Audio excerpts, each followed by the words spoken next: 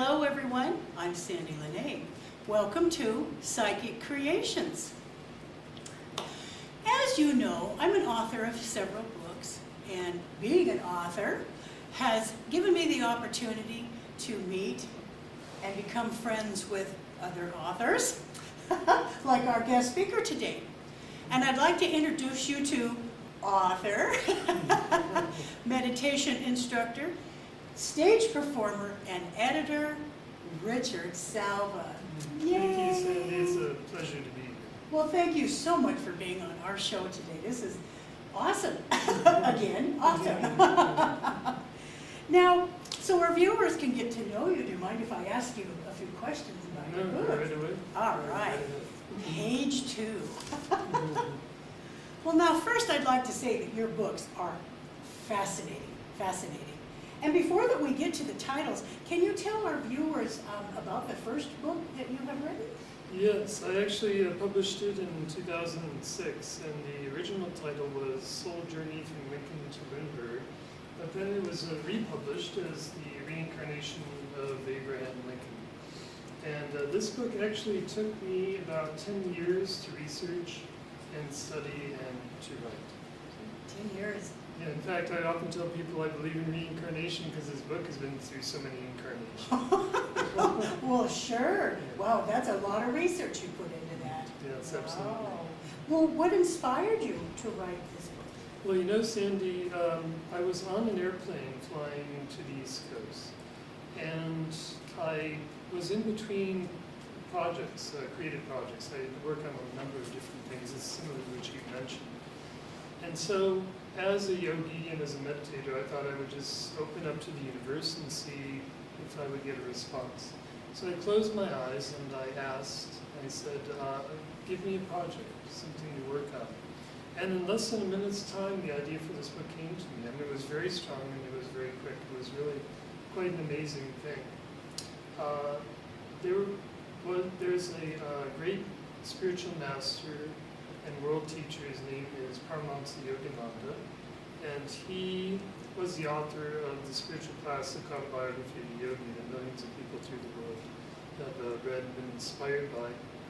He said about around the year 1950, he said that Abraham Lincoln had been an advanced Himalayan yogi in a past life, and that he was reborn as Charles Lindbergh, a great aviator and pilot. And while I was on that airplane, this thought just came very strongly into my mind. You remember reading this? Both of these men's lives have been so deeply chronicled. Why don't you research, look up their lives, and see if you can find connections between the two? And maybe these connections would teach us all about how reincarnation works, about how our past lives might be affecting you and I on a daily basis right now, not just Lincoln and Lindbergh, but we could see connections between them and also our own past life connections. And so I started to research this book, and I went through, microfiche and old newspaper articles and just really amazing things. And I was really astonished at what I found. When I started off, Sandie, I wasn't sure what I would find. I thought I might find a few interesting connections between the two men, something worth sharing with others. And I ended up uncovering nearly 500 fascinating similarities and connections between the men. And those connections span every aspect of human life, from physical to mental, emotional, social, even the wives that they married, how they got married. They both had wives who had dark hair, who were about a foot shorter than them, who had been had received secondary education, who spoke French, and they both were married in the homes of relatives, and they were both secret marriages that they let the world know about afterwards. This is just one link, and then you just see hundreds and hundreds of these between the two men. And I didn't even put in the book everything I found. Sometimes there would be two things that were too similar, so I put the best one in. Or there was something a little too unusual, so I just left it out. I didn't know everyone would be able to understand it. Sure. But see, to most people reading this book, they'd say, wow, it's like they're drawing the picture of Abraham Lincoln with every connection. And then to me, though, every single line on his face has been colored in because of all my research I've done. So it's just an extraordinary, extraordinary thing to look at. That's just fascinating. Oh my gosh. Well, can you please elaborate on the teachings of Yogananda? I'd be happy to, yes. Yogananda was the first great master, spiritual master from India to live most of his life in the West. He came to America in 1920, and he stayed here pretty much nonstop until 1952 when he passed away. Oh, And his teachings, he came to bring what he called the original Christianity as taught by Christ and the original yoga as taught by Krishna. He emphasized the underlying unity of all religions, and he also taught people how to spiritualize their daily lives, every aspect of their daily lives, and especially through the practice of regular and daily meditation. I've been practicing his teachings now for many, many years, and I found them just deeply inspiring, helpful on many, many different aspects of life. wonderful. Oh, very spiritual. Well, okay, on to the next one. Can you tell us your book about the yoga of ghost hunting? Yes, Sandie, I was invited after I wrote my reincarnation book to speak at a paranormal conference in Las Vegas. And before I went, I researched it a little, and I found that most of the people going were ghost hunters. And I knew that there were many aspects of the yogic teachings that could be useful to ghost hunters that related, that explained what ghosts were, the sphere of energy that they live in, how to protect yourself psychically, how to be able to connect with ghosts or subtle energies, and so on. And so I thought maybe the people that went would be interested in some of these subjects. So I had an hour to speak, and in the first half hour, I spoke about yoga and ghost hunting. And the people in the audience I was watching, they were all just like, I mean, these were veteran ghost hunters, and they never heard anything like this. No. This was a completely new way of looking at ghost hunting, and many, many valuable tips and techniques that the yogis have handed down over the centuries. And so I put what I gave in that talk and other talks that I've spoken at other conferences in this book so that people could be able to tune into those ways of understanding ghost hunting from the perspective of yoga. Sure. Well, I can vouch, both these books are fascinating and helpful and very, very interesting, that's for sure. You're able to see ghosts? Well, actually, I know that there are many people who do. I believe that you can see ghosts. Yes, I can. Yes. And I don't experience them in the same way. Mm-hmm. You see, in meditation, you develop your subtle senses, all the senses, hearing, smell, taste, touch, everything, so that you can touch without using your skin, you can see without using your physical eyes, and so on. You develop a deep intuition. And because of that, you're able to sense many things that many people cannot sense. And so for me, when I experience a ghost, if I'm in a place where a ghost comes, what happens is I'm suddenly aware that I feel a sense of a weight. It's not a physical weight, but an energetic weight on my chest. And it's harder to breathe. It's not like I'm panting or breathing, but I realize that I'm breathing more shallowly. And this is interesting because Yogananda talked about the different stages of what happens when we leave our bodies at death. And at one stage he says there's an intense fear that comes because you realize, oh, I'm not breathing. And so this is interesting that whenever I experience a ghost, it's hard for me to breathe. And another thing that happens is I'll feel a deep emotion that has nothing to do with what I'm thinking at that time or what I'm feeling myself. And so all those things will come together, and often with them, I'll have an experience of a certain smell. And it's sort of like a smell of old wood with varnish on it, like if you go to an old place, and you'll often experience that sort of smell around there, but it's a little different than that. And there's almost like a taste that goes with it too. But these things all together come, and then I'll feel this energy with it, and I'll say, oh, there's a ghost here. Oh, what a connection. Yes. Oh, that's fascinating. Oh, well, do you have a ghost story you would like to tell us? Yes, actually I'd like to share two. Two, Yeah. please do. Well, the first one, excuse me, took place just took place just a few weeks ago. these things happen, you know, I just never know when I might feel a ghost where we are right now. It just sort of comes, I say, oh, there's a ghost there. I was with my family in the Monterey Bay area, and we went to the Carmel Mission, the old Franciscan Catholic mission there, where they tried to teach the Native Americans and so on.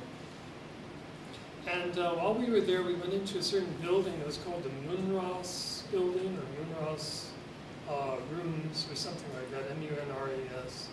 And when I went in, I saw that there were like old photographs from like the 1800s where everybody is like this.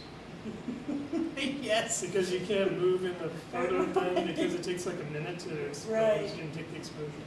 And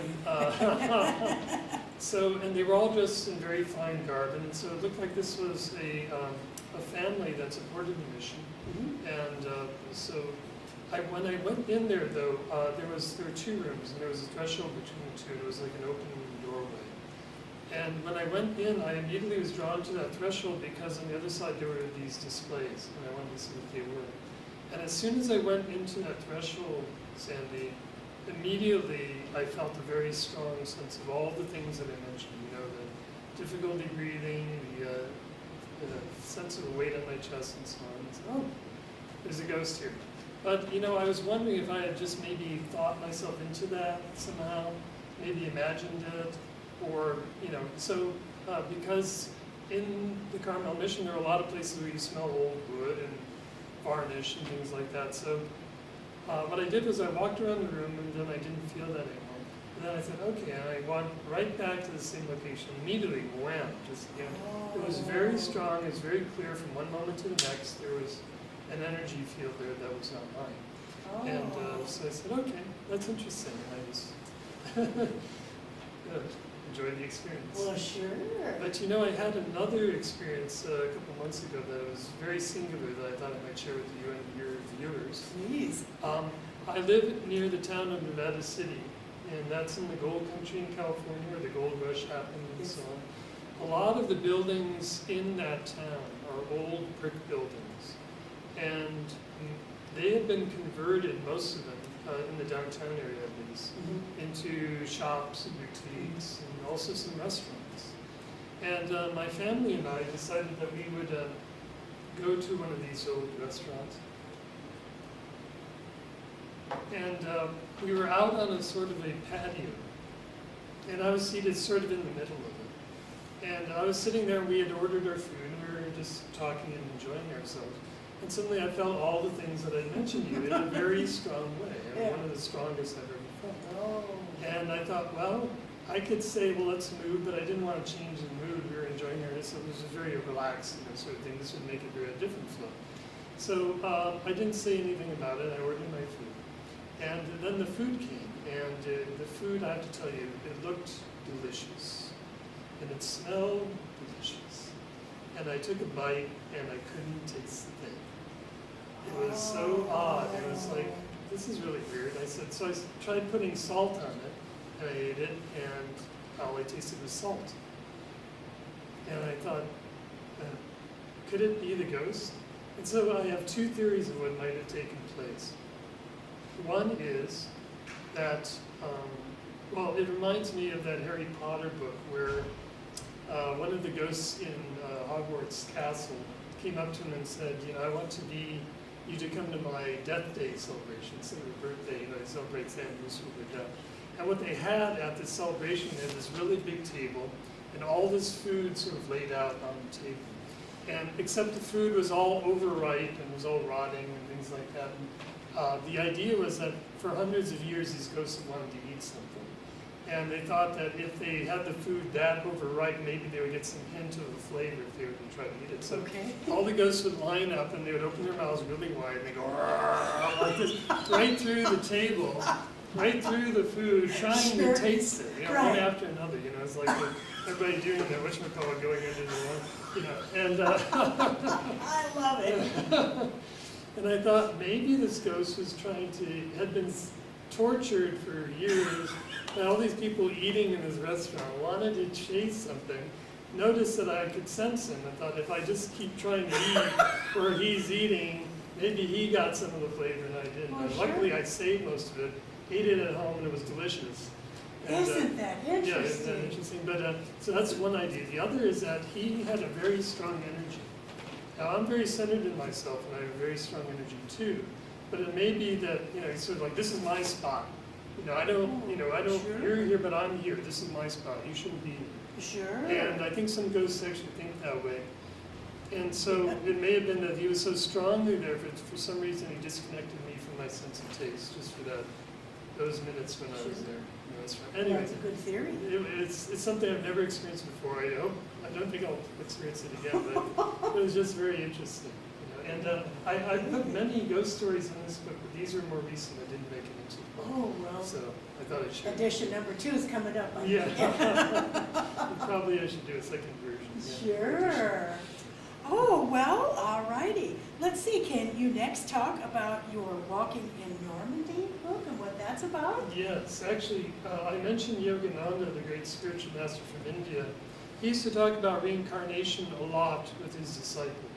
One of them would mention, they were in Southern California. This desert environment is so beautiful and I love it. And he said, well, that's because he'd lived in the desert before and he just knew these things and he would tell people.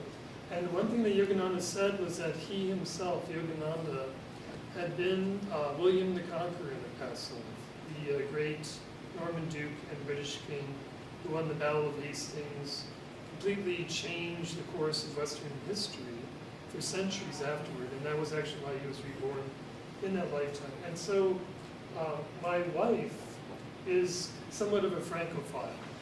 She loves France and she loves Paris, and we were going to go on vacation in Europe, and she said, well, come with me to France, come with me to Paris, and we will visit all these sites.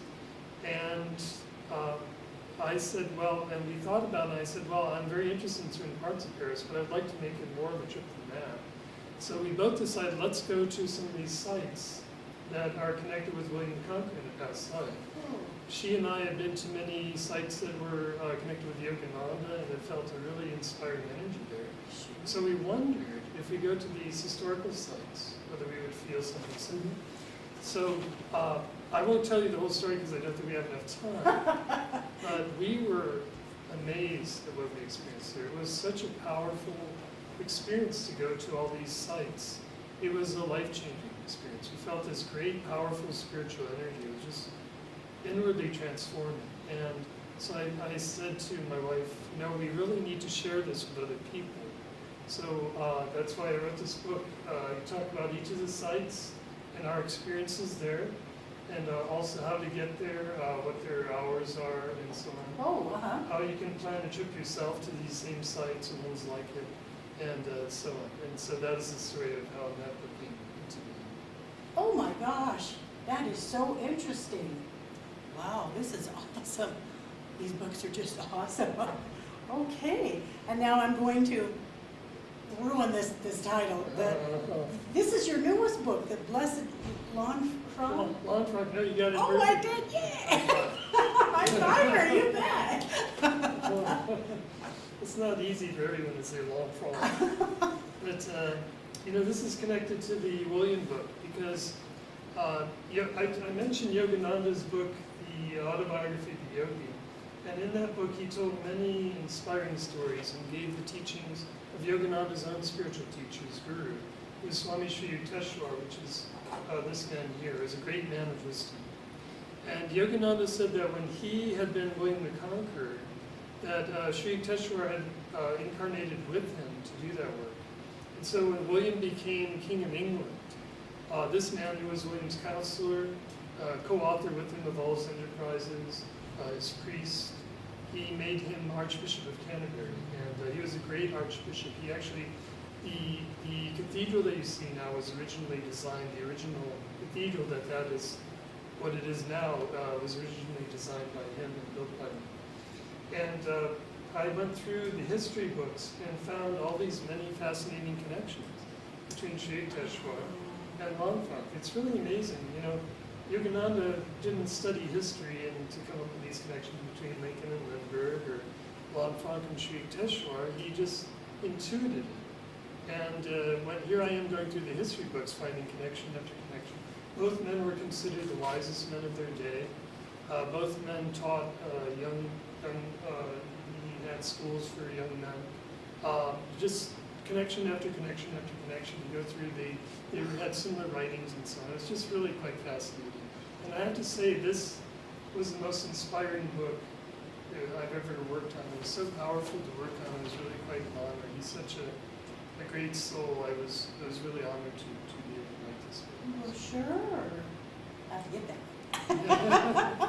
All right. Now, you are also a veteran stage actor with many starring roles. Mm-hmm. Can you tell us who you've portrayed? Well, I think some of the roles that your viewers would recognize. The first one, I've done a number of Lincoln presentations. Yes. And that's a natural after having written a book about Lincoln. But also, when I went to some Lincoln sites, I went to Lincoln sites to help work on this book. And some people were there and said, hey, you kind of look like Abe, and I'm about the same height and weight. And so I'll often do Lincoln presentations. I also did one stage production. I played Jean-Luc Picard, Captain of the Enterprise. I love it. I love it. And if you've seen the Birdie and Jeeves series on PBS, I've done Birdie Wooster a number of times. And also, most recently, the role that I've done the most is Lord Kovar, who in the play called The Peace Treaty by J. Donald Walters, also known as Swami Kriyananda, direct disciple of Yoga, and a friend of mine. So, Oh, goodness sakes, how fun is that? yeah. Well, you look like you just really enjoy that. Oh, I do exactly. It's great. Well, that's awesome. Well, how many years have you portrayed Abraham Lincoln? Just for the last few years. Oh, so okay. I've mostly done them in schools. Oh, well, that's the best place. Yes, my wife is a teacher, and she helped to develop a really wonderful presentation for school children. So. Oh, that is wonderful. That is wonderful. All right. Let me see. Now, where can people catch your performances? Well, I have the Star Trek performance I mentioned to you, put on YouTube about a month ago. And so if you look on YouTube and you type in Spirit the Final Frontier, then you'll be able to watch that. I think you'll enjoy it. It's a lot of fun. And you can see it's an old videotape, but it's still very enjoyable. And then I'm actually in a movie that's coming out this year called The Answer. It's about the life of Kriyananda, I mentioned to you, Yogananda's disciple. And in it I play a sort of cynical psychiatrist. And Victor Banerjee, who's an award-winning actor, was in Passage to India, the Oscar award-winning movie, was in the movie, and also I played opposite of Leon Goulaptis, an Australian actor. So. Oh, how fun is that? How interesting. Oh my gosh. Boy, you're just, wow. And then to add to your resume, you're a meditation instructor? Yes, that's right. I teach the meditation techniques of Yogananda, and your viewers might be interested to know that these are the same techniques that were practiced by Elvis Presley and also George Harrison of the Beatles. So. Really? Interesting. Okay, you're just so cool. You're just so cool. Well, let's see, back to your books. Can you tell our viewers where they can be purchased? Mm-hmm. Yes, these books can be found in brick and mortar bookstores such as Barnes & Noble and also on Amazon.com. And they're also available at the publishers, which is crystalclarity.com. Oh, nice, nice. And you're the founder of Christar Press?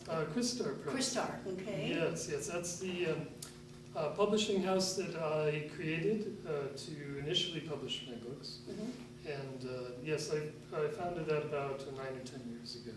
Mm-hmm. Well, you have exciting news about the Yoga of Ghost Hunting book. Yes, that's right. And in fact, people should know that I also do editing. If any of your viewers have a book that they need editing, I work on that. And they can contact me at, I'll have to remember, it's Richard at ChrystarPress.com, CRYSTAR Press.com. But the Yoga of Ghost Hunting was picked up by Barnes & Noble. They put a good order in for it. And also the publishers sold out of the first printing, so they had to do a second printing. So that's good news. That is a good news. Now, people can get a hold of you for meditation instruction at Yes, at Richard at Chris, thank you. I'm glad you asked that question. CrystarPress.com, CRYSTAR Press.com. Oh, well, thank you so much, Richard, for being My a pleasure. fabulous guest on our show today. You're just awesome in many, many levels. Now, if you would like to purchase some of my books, you can get a hold of me at my website, which is www.sandiepsychicstones.com. And if you would like to be a guest on our show, please know that the content is metaphysical, spiritual, then on those planes. You can get a hold of me too at www.psychicstones.com. Thank you very much. Thank you, Cindy. And thank you for watching Psychic Creations. We'll see you next show.